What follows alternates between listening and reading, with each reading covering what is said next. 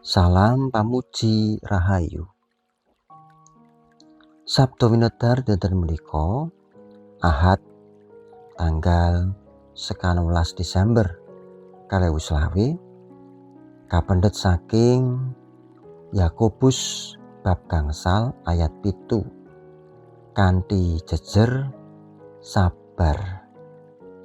Kaserat dening Pendeta Yusuf Sugiono.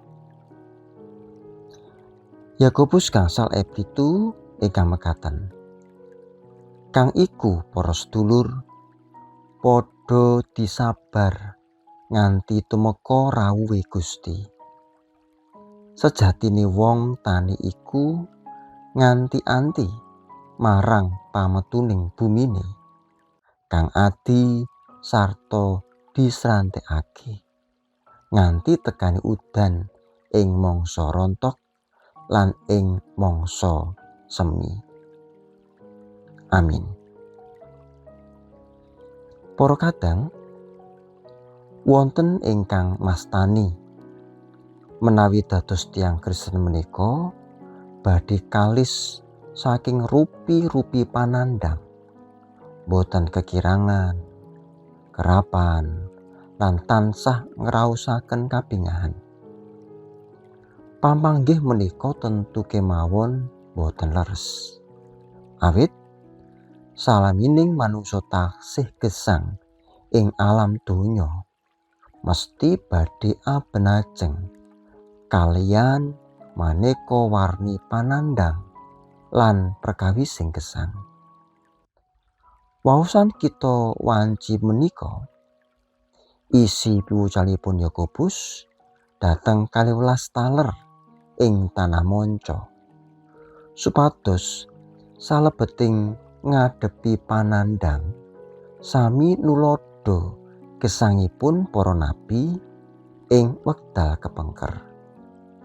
Ingkang sami ngadepi panandang kanthi sabar, boten klokro lan kendu, saha mbudidaya pados cara murih saged luar saking panandang kala wau.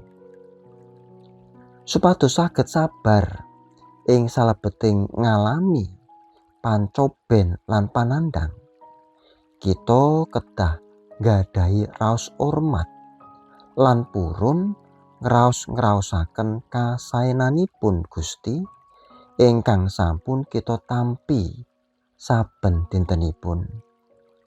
Nglenggana menawi tiyang gesang ing jagat mesti benajeng kalian maneka warni perkawis sarta mitadosi bilih Gusti Allah menika boten badhe kendel anggenipun makarya njangkung gesang kita sedaya.